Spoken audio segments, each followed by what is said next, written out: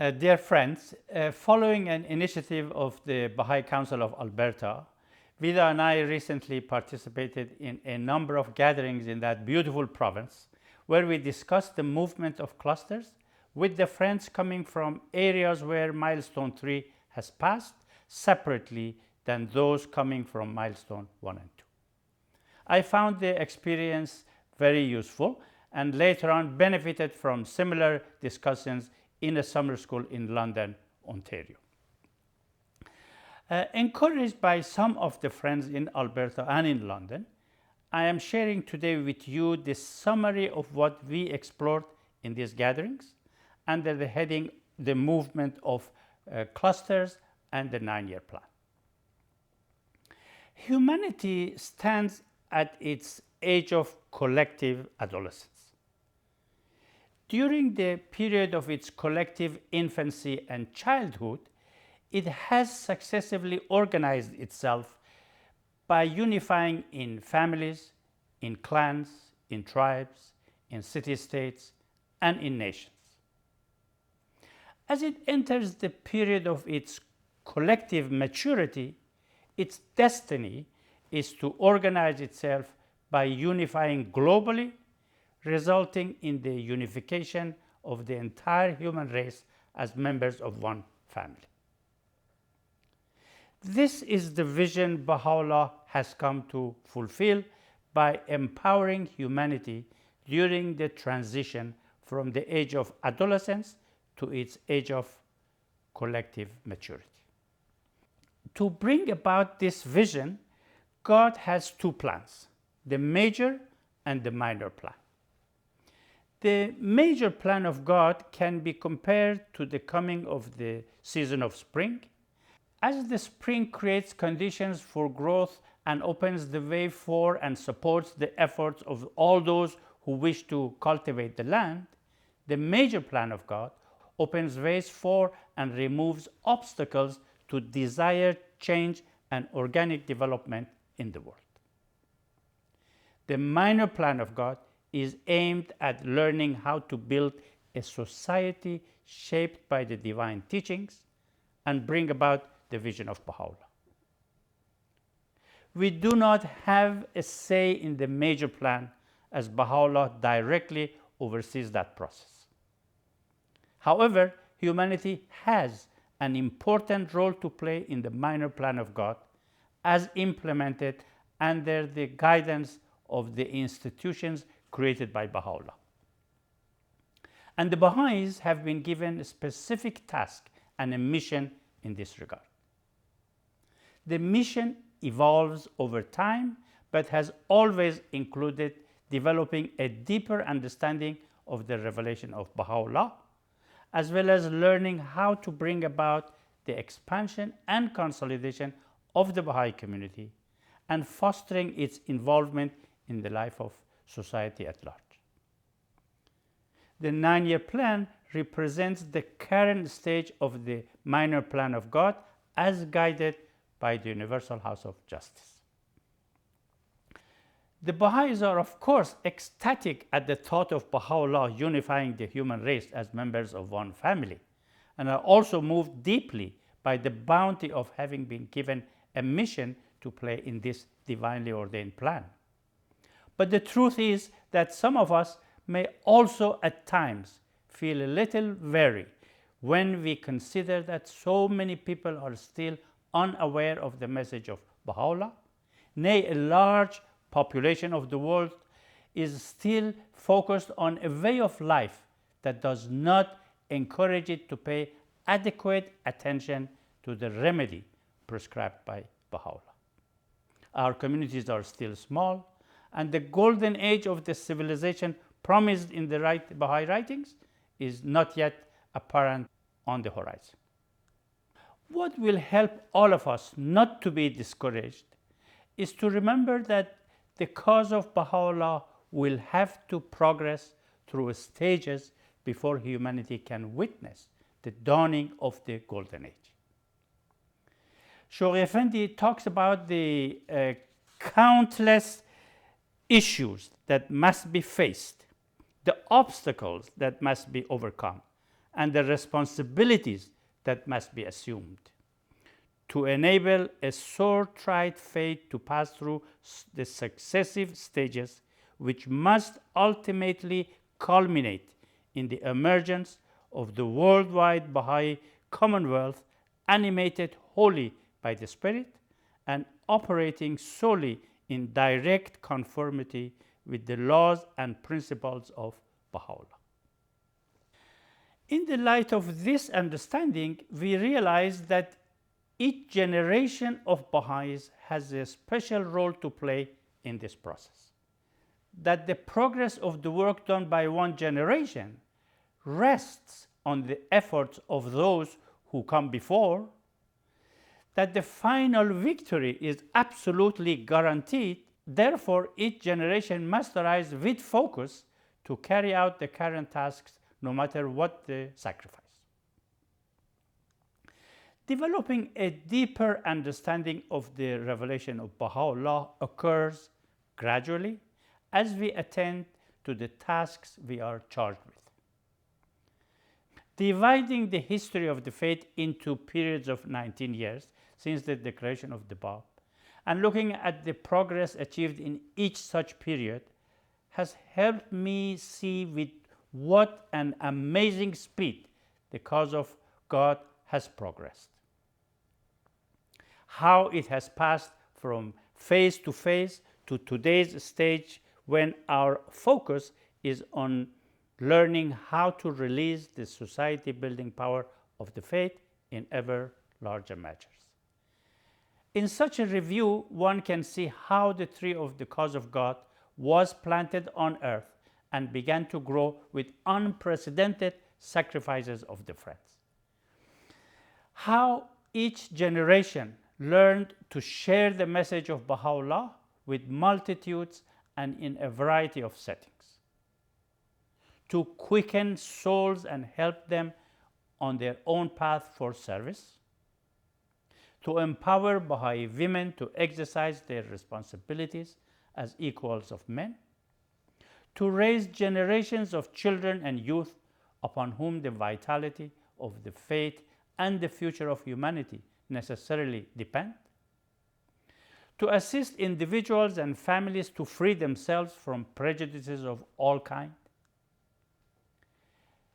to give constant, persistent, and patient attention to the development of the administrative order of Baha'u'llah, thereby enabling the human race to learn to work together in a process of civilization building that involves engaging in a host of other related undertakings.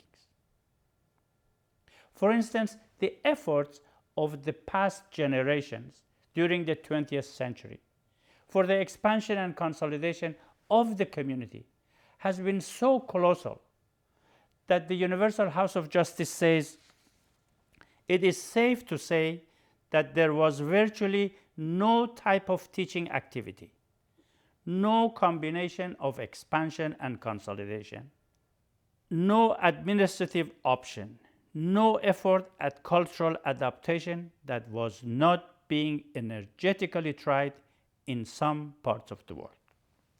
But we also know that even the growth of the Baha'i community will pass through different stages, from a steady flow of believers to entry by troops and finally mass conversion.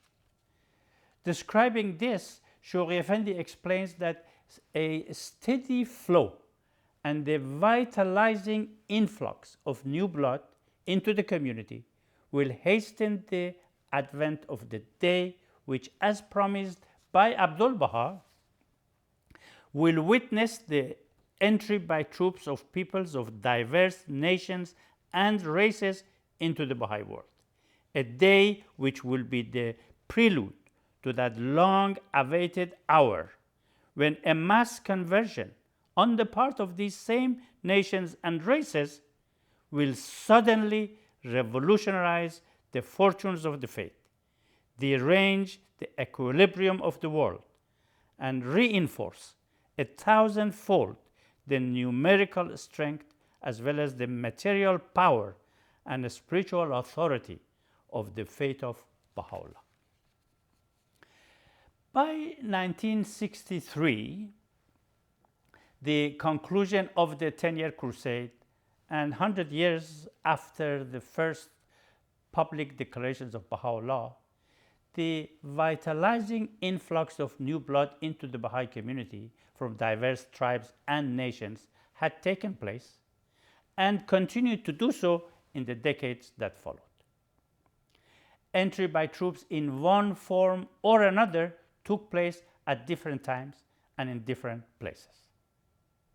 The ongoing challenge to sustain the process was to learn how the expansion and consolidation of the faith would move hand in hand. In 1996, the expansion and consolidation efforts began to grow stronger, deeper, and more complex as it was reinforced by a learning process. In 2006, the first glimmerings of an intensive program of growth emerged, and a new pattern of action consolidated in a small number of geographic areas.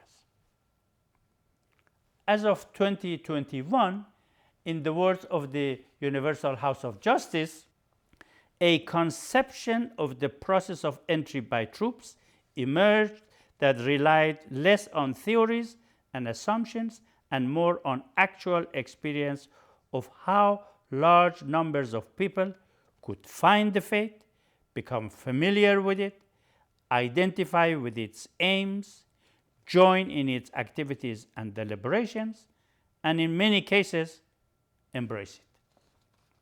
At the heart of what was learned about the process is the Training Institute, the engine for growth, an educational program based on the words of God.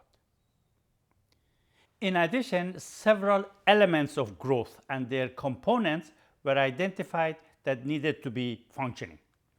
These elements include the multiplications of core activities and their integration, a successful outreach to local inhabitants, an ever-growing number of individuals and collective teaching initiatives, a vibrant Baha'i community life, a commitment to an ongoing learning process, as well as integration of arts and the involvement of youth as a driving force of the process. Furthermore, conditions conducive to growth were understood to involve issues such as a pronounced spirit of collaboration among the institutions, a reasonable degree of administrative capacity, and the involvement of a number of assistant to auxiliary board members in the community building process. And lastly, many important concepts and practices impacting growth began to receive attention. Among them, cycles of growth, acting in a posture of learning, increasing institutional capacity at diverse levels, accompaniment of those engaged in the work, universal participation, a coherent life of service, social action, and involvement in the discourses of society. The combination of all these points shape up what is referred to as the Institute process, a process of capacity building, enabling everyone who is interested to participate and become a protagonist in the minor plan of God. A vigorous Institute process itself then is referred to as an element of growth. One of the very important things that has been learned is the concept of a cluster as a geographic construct intended to facilitate thinking about the growth of the faith. Clusters were identified not so much on the conditions of the Baha'i community, but mostly based on the way the larger society was interacting, communicating, and functioning. An ever-expanding program of growth was to be established in every cluster. Gradually, the movement of clusters along a development path marked by a series of milestones was understood and followed up. The House of Justice stated at the start that the chief aim of a program of growth right from the beginning and regardless of the size of the Baha'i community in the cluster, is to initiate a process for building capacity within the cluster through which its inhabitants, prompted by a wish to contribute to the spiritual and material well-being of their communities, are enabled to begin offering acts of service. The ultimate goal of a program of growth, therefore, is for all the inhabitants of the cluster to consider themselves protagonists in the process. Not to lose the sight of the fact that the focus of the institute process is and should stay on the whole population of the larger society is a challenge. The process, of course, begins with a small group of participants studying institute courses and offering one or another of the acts of service the courses recommend. With the rise in the number of people studying these courses, the process of growth advances. For these advances to take place, the principal issues include raising the number and enhancing the capacity of those serving as tutors, sustaining a steady flow of participants through the sequence of courses, and coordinating the Institute's efforts through effective mechanisms. Those serving as tutors have a special task. Their challenge, in the words of the Universal House of Justice, is to provide an environment conducive to the spiritual empowerment of individuals who will come to see themselves as active agents of their own learning, as protagonists of a constant effort to apply knowledge to effect individual and collective transformations.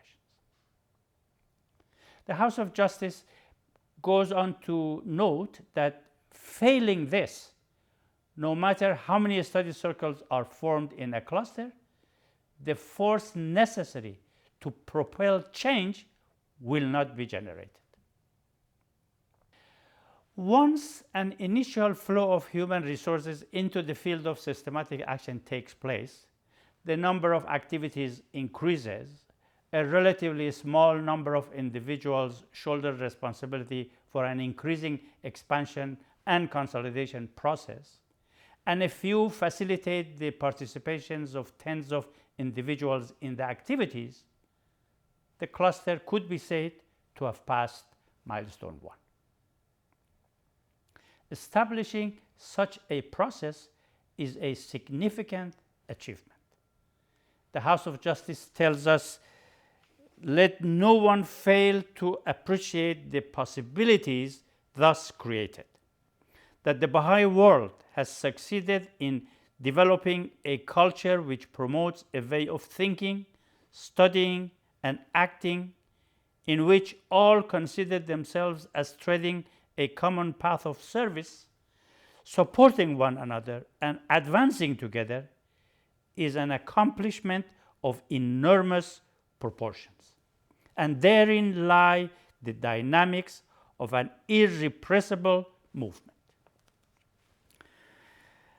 Gradually, the Friends come to recognize that for the expansion and consolidation to accelerate, it is essential that the institute process in the cluster should become more and more vigorous, and that this can be achieved through a systematic learning approach and paying constant attention simultaneously to two sets of issues which I mentioned earlier on.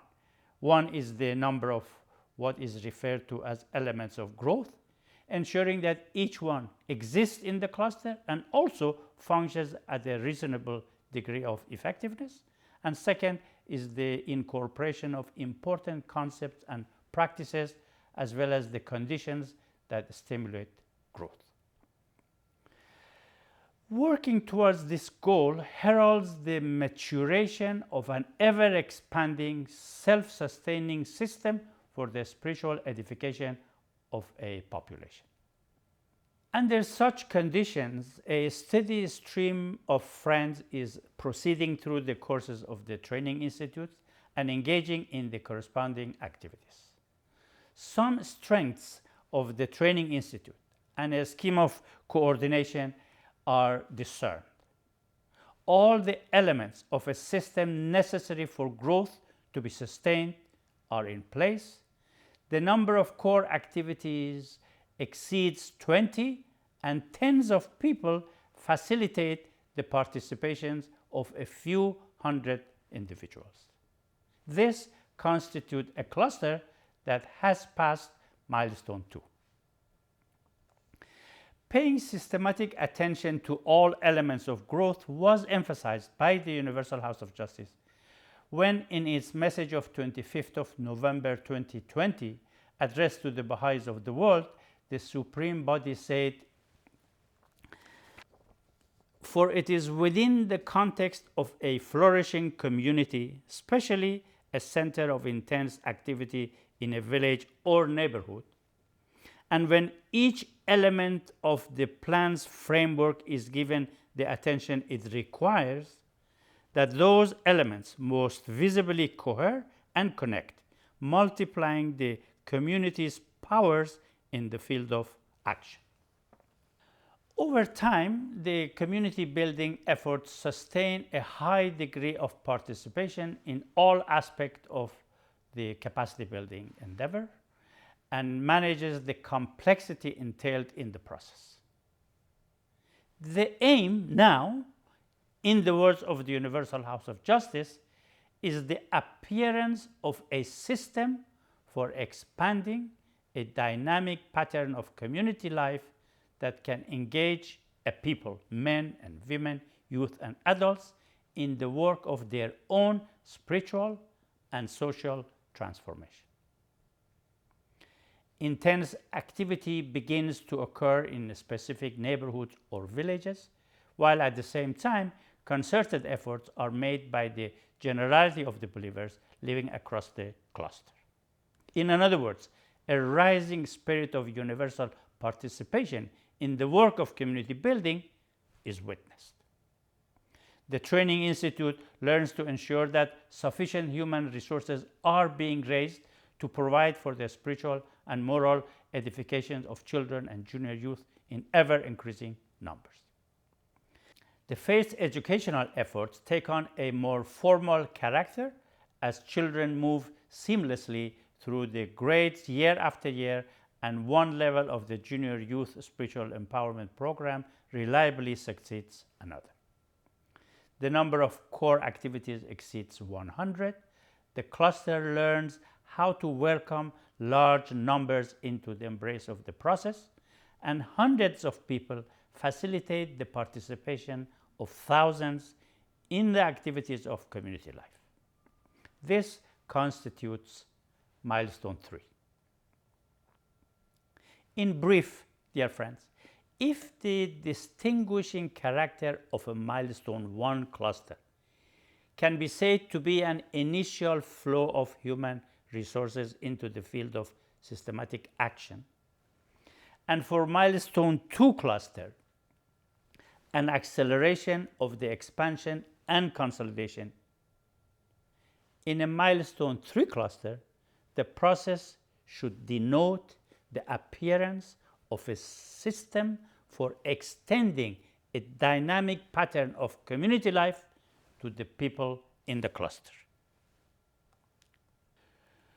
Today, the number of activities in some of the milestone 3 clusters are in the thousands, and participants number in the tens of thousands.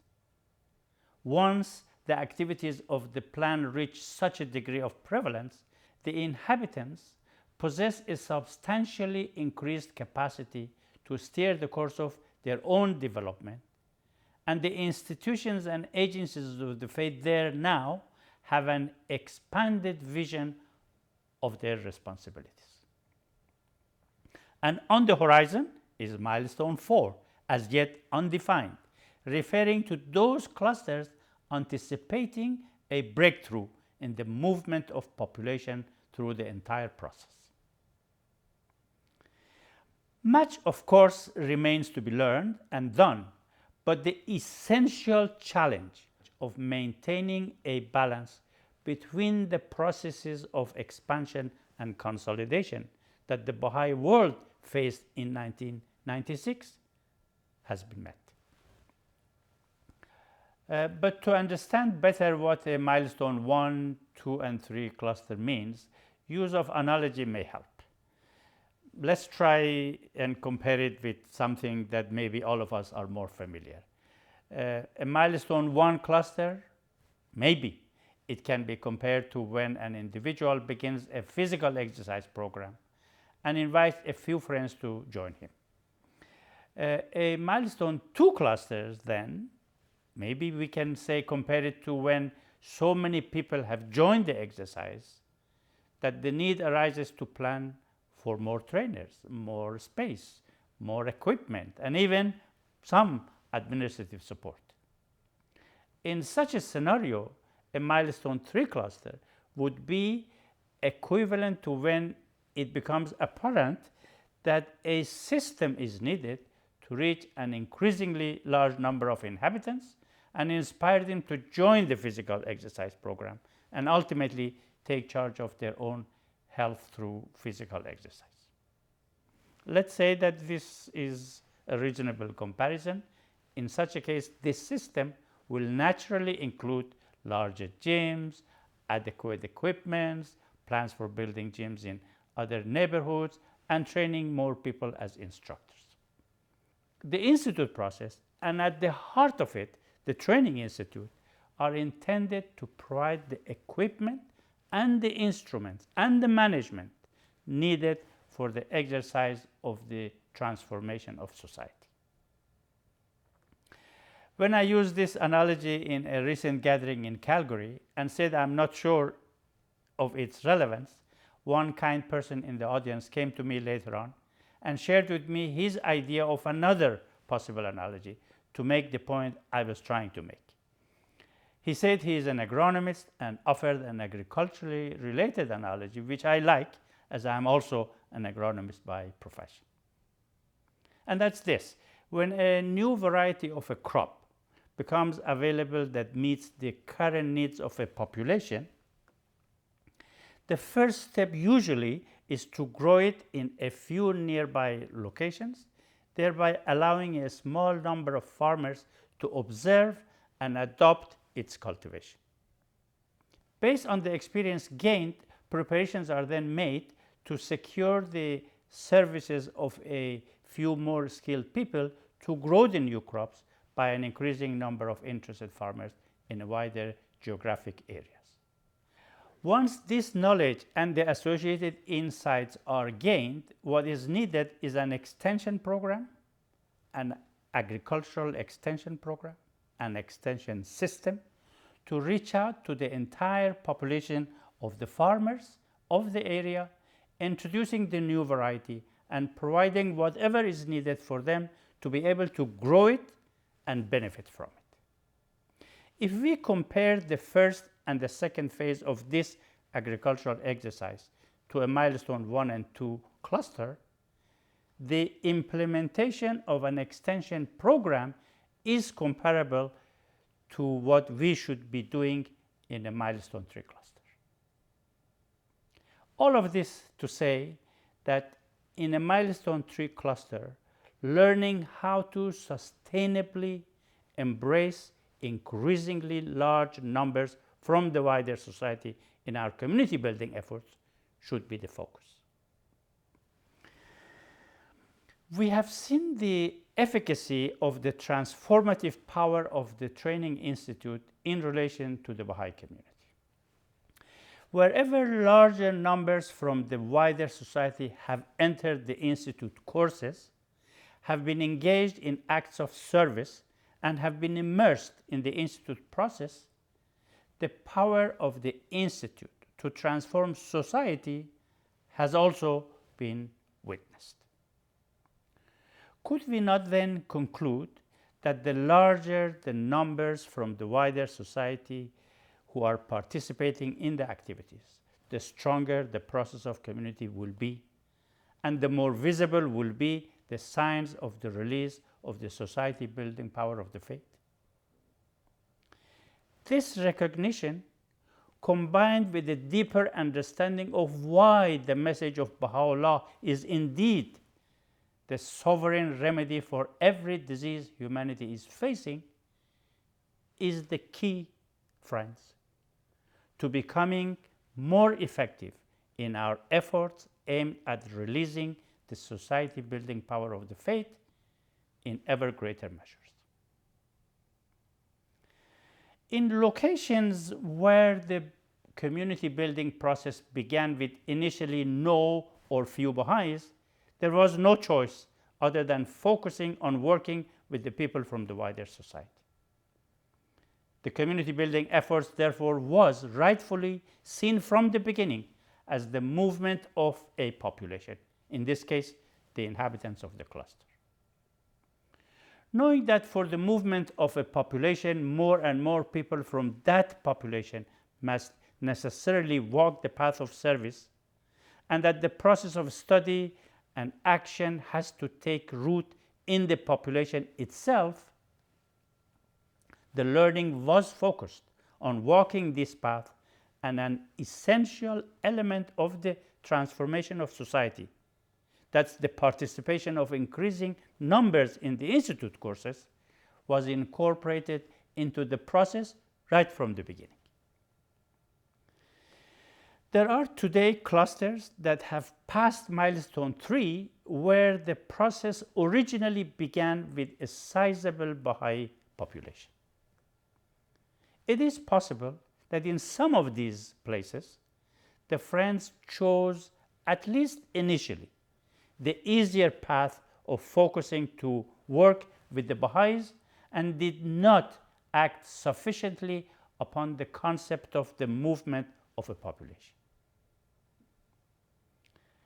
In such clusters, the process of community building work may have left its mark on the believers more as a series of activities whose numbers must be multiplied rather than the movement of a population. This perception, of course, can impede progress towards learning the release of the society building power of the faith. In such clusters, even though the number of activities helped the cluster to pass milestone 3, but experience in attracting, inviting, and nurturing the participation of an increasing number of souls from the wider society could be very limited. In such clusters, it is not unusual to see that even if the number of people engaged in the conversation is relatively high, but the number of participants from the wider society, particularly in the educational activities, and consequently the number of people from the wider society who are protagonists and take on the responsibility of rendering their own services, are low and scarce.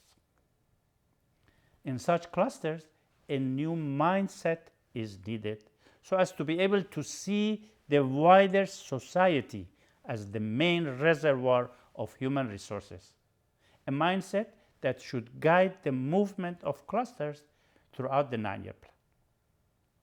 During the early years of the 9-year plan, every cluster, in my opinion, regardless of its stage of development, will benefit from a fresh reflection on the guidance of the House of Justice, on the dynamics of the movement of a population. In milestone 1 and 2 clusters, such reflection would include examining the strategies aimed at multiplication and integration of core activities, learning how to increase participation not only from the Baha'i communities, but also from the society at large, taking all possible measures to ensure that more regular and more systematic attention is given to learning not only how to involve an increasing number of people from the wider society in our educational activities, but also how to empower an increasing number of individuals to render acts of service and become protagonists of the community building efforts.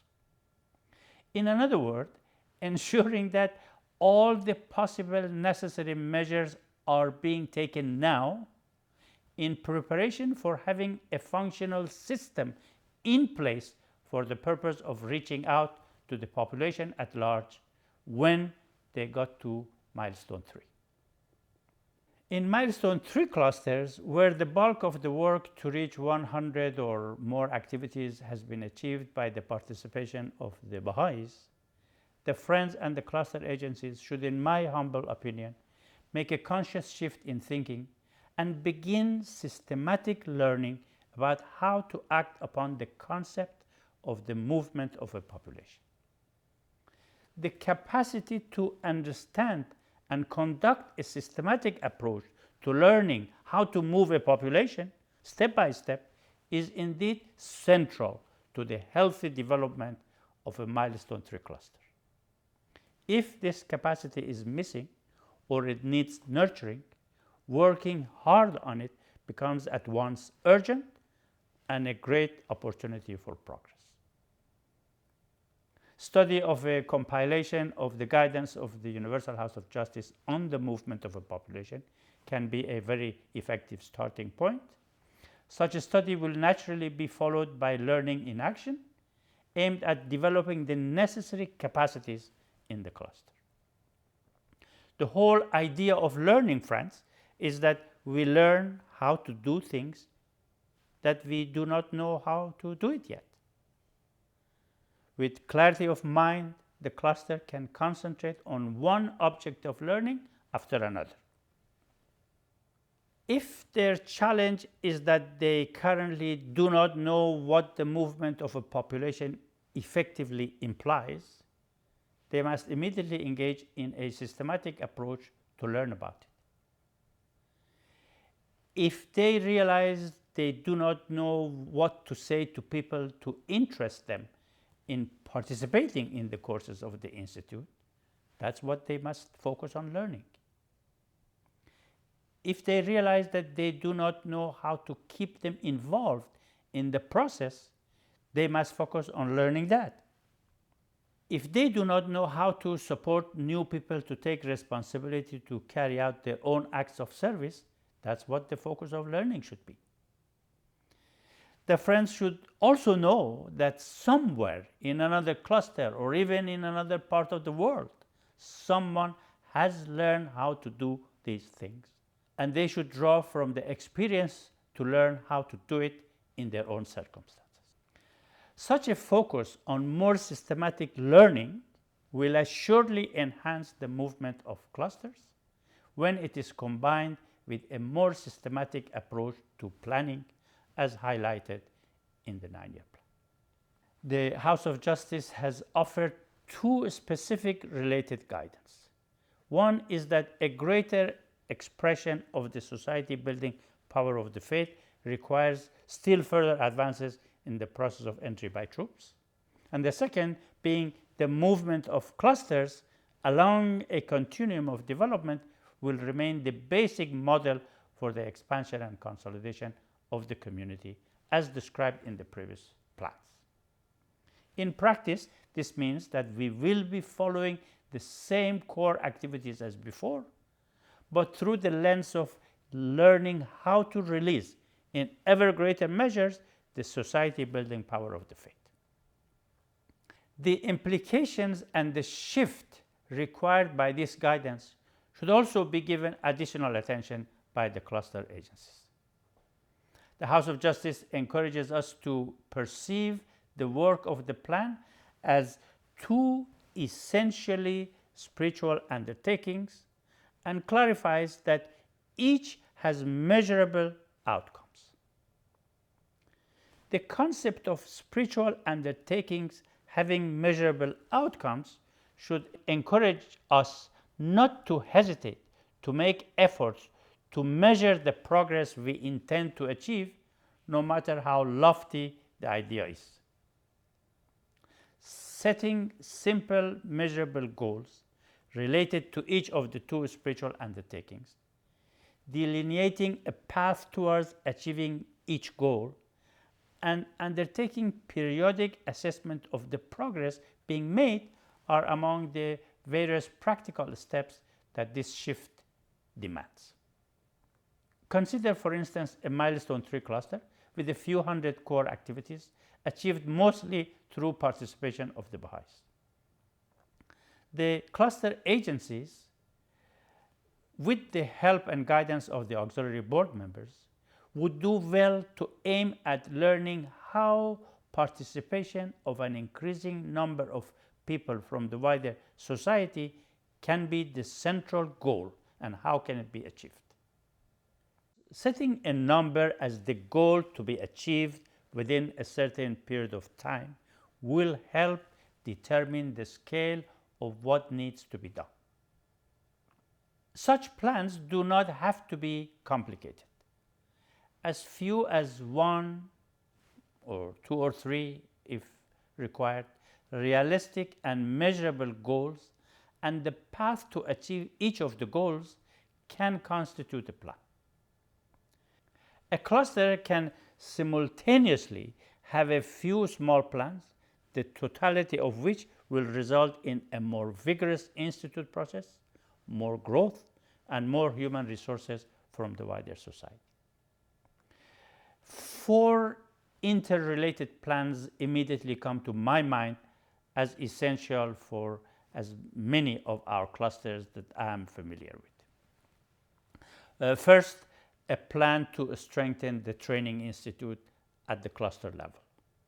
The specific goal can be moving 2 or 3 elements of the training institute in the cluster during the next, say, 12 months, from where they are to the next step of strength.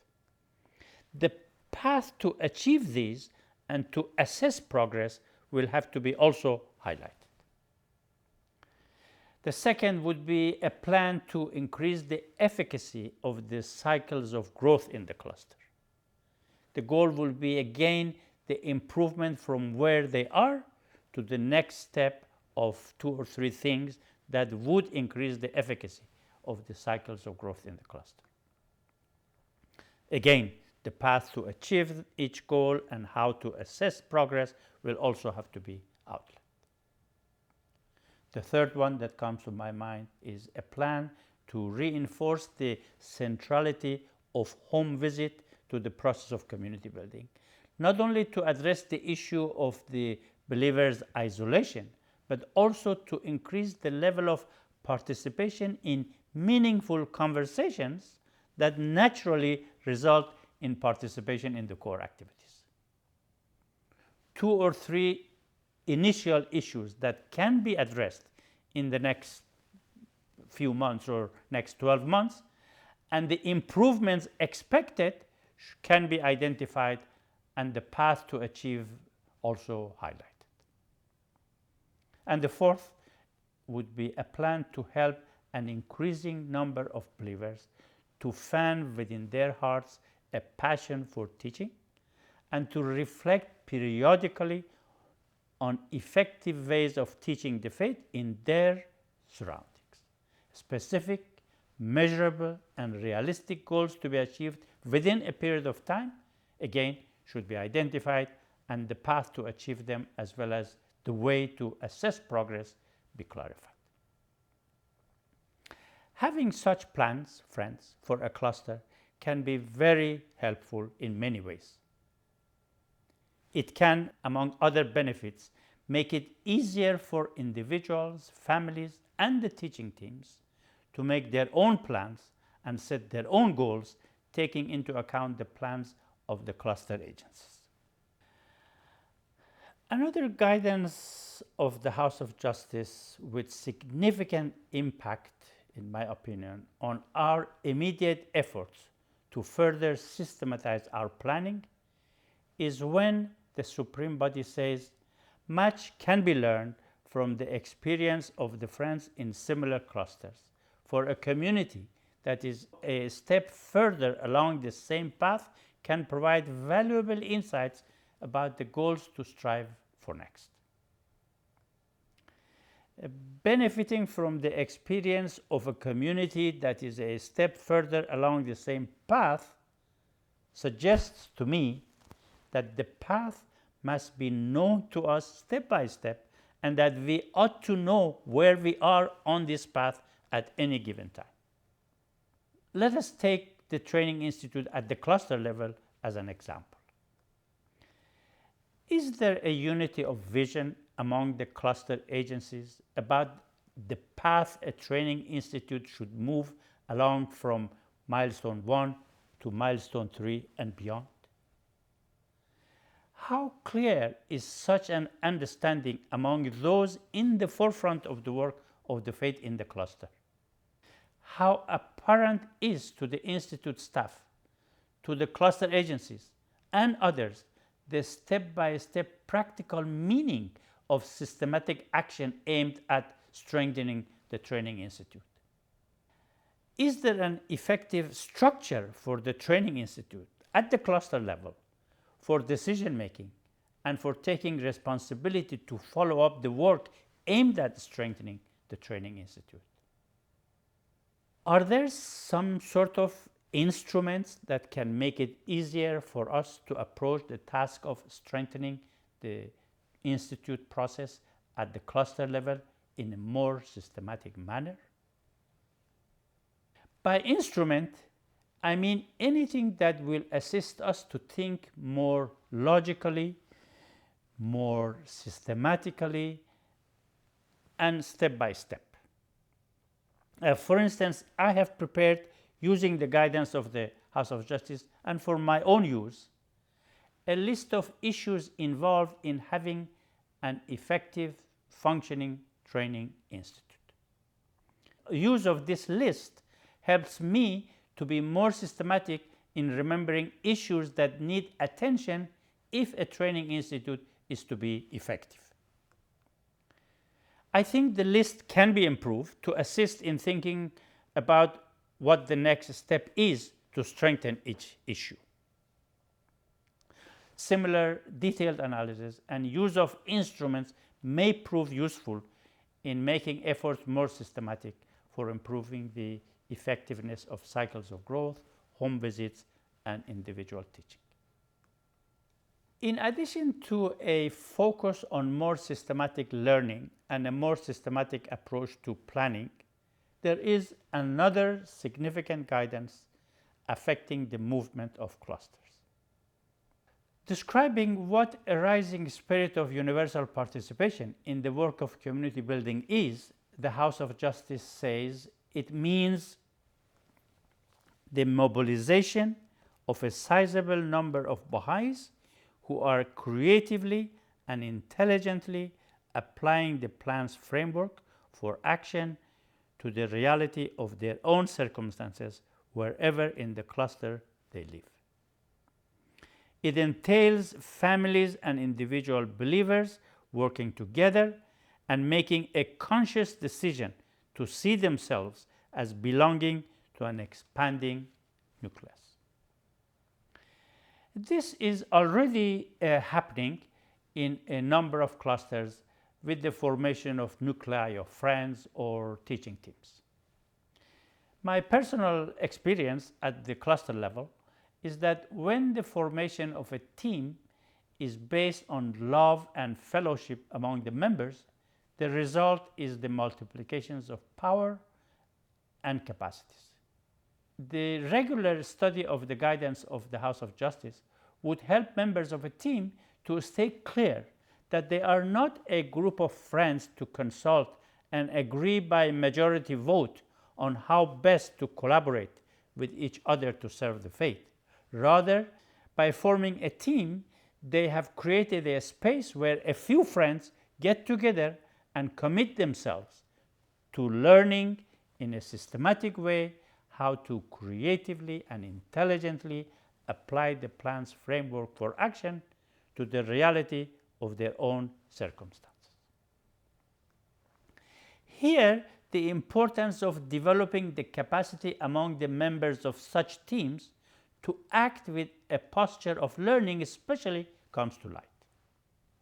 Such teams come to know that the plan requires them to make decisions based on experience rather than on opinions and personal likes and dislikes, and that with the regularity of reflection meetings with more systematization, goal setting, and increase in the number of activities, and particularly in the level of participation from those from the wider society, progress and results can be significant. They come to know that the guidance of the plan works and works well. With more capacity, more can be achieved. The key here again, friends, is the capacity at the cluster level to assist and accompany these teams to familiarize themselves with the direction of the House of Justice, so as to learn how best to function in the light of this guidance. These were, dear friends, some of my thoughts about the movement of cluster at these early years of the 9-year plan, and I hope that you will find them useful. Thank you for your attention.